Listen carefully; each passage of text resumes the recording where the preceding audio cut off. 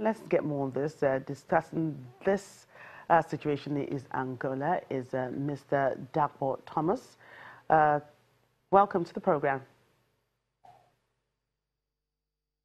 Angolans go to the polls tomorrow for the presidential election. The polls will decide who replaces President Jose Eduardo dos Santos 38 years after rule. Will this election bring the desired change many want to see? Well, I want to say that I don't see what change it will bring in Angola. The only change that will come will just be change in personnel. Change in personnel in terms of the fact that Dos Santos is no longer contesting as a result of illness. You know, at 74, I want to believe that, well, maybe because of that. So I will only see change in terms of the personnel, because I would have said that there may be change in the economic development or maybe in the economic prosperity of Angola. But however, I have my doubts, because Santos is still the president of the ruling party, I mean, MPLA. So he's still the president, and he wields enormous power, even as president of the party. So how far Lourenço will be able to go in terms of effecting reforms and change in Angola would also be determined by Dos Santos, who is still going to retain massive powers as the president of the party. So I don't see it will only be a change in personnel, not a change in terms of the interest or in terms of the economic misfortune, the economic crisis, because we are talking of 42% inflationary rate, and that is on the high side. So whatever is going to happen is still in doubt. The new president that, will come, how long do you think it will take for anyone to change the fortunes of such a country after, a previous president was there for almost 40 years? Well, the president has been there for about 38 years, and the MPLA has been there for 40 years. However, I want to believe that this attitude of people staying very long in power in Africa is not going to end anytime soon, because power is now being seen as an instrument for prosperous transformation. People now use power to increase their own fortune instead of using power instead of seeing power and using it as service for humanity. But it's unfortunate that African leaders tend to stay long in power without credible or without visible achievements on ground. Without any visible achievements on ground. So what is the purpose of spending 38 years, 40 years, 50 years? Because when you look at Equatorial Guinea, where you have Teosodro Mbasogo, he also spent about 40 years or so in power.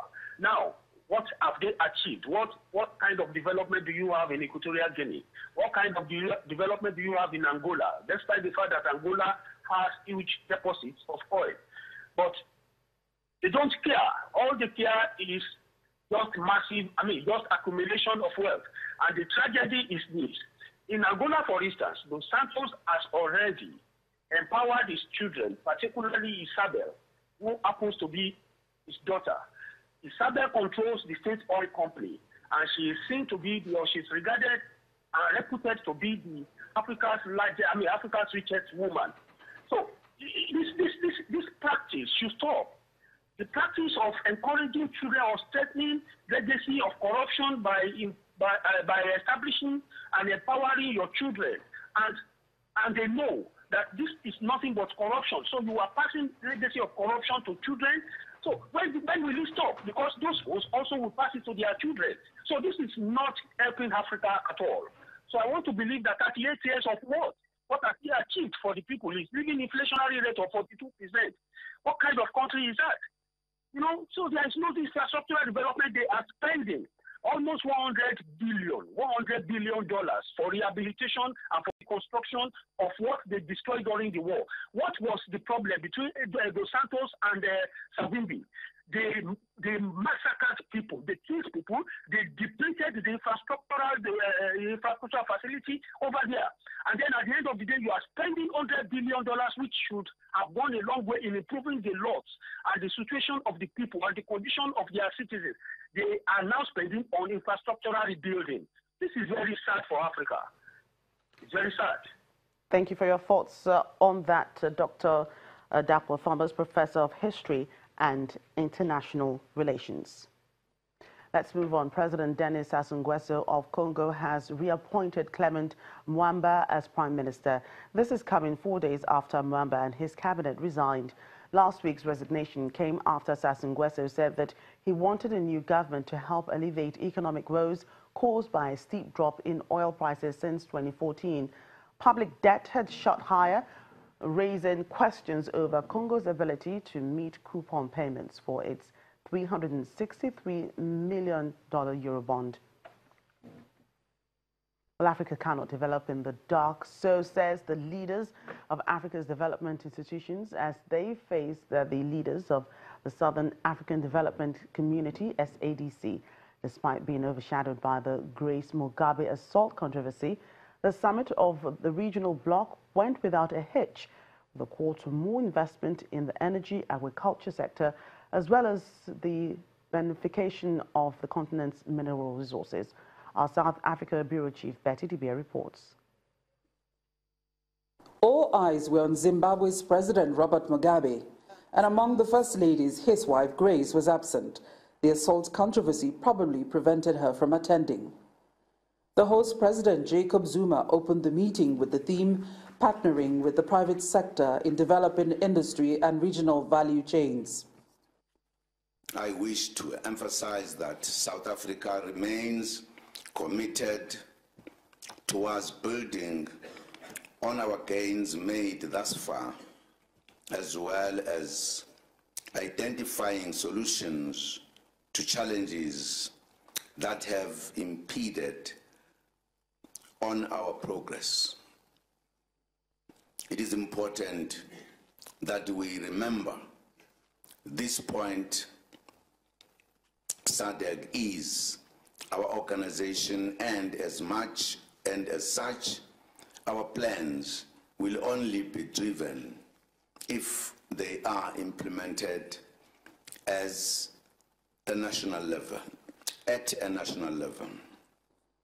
While lauding the regional and continental developmental aspirations, the leaders of some of Africa's development support institutions outlined a number of imperatives.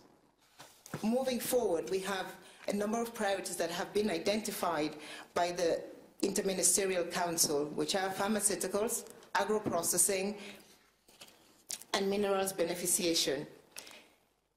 To do this, we also need to work on infrastructure, which was the third point. Today, in the sub-region, 190 million people still go without electricity. We do know the importance of energy for the development of the continent and the sub-region. Energy has been and will continue to be the unblocking of development, growth, industrialization for the SADC community and for Africa as a whole. Through our new deal on energy for Africa, the bank is investing $12 billion over the next 5 years in the energy sector to leverage between $45 to $50 billion in financing from the private sector and other sources. Africa simply cannot develop in the dark. Investment in the power sector accounts for 35% of all the bank's financing in the Southern Africa region, with investments in major projects such as the Medupi Power Project in South Africa, the Kariba Dam Rehabilitation Project, and the hydroelectric scheme on the Zambezi, which supplies 34% and 37% of the power for Zimbabwe and Zambia, respectively. As part of the outcomes of the summit, the group reviewed the political and security situation in the region, with notable challenges in Lesotho and the Democratic Republic of Congo.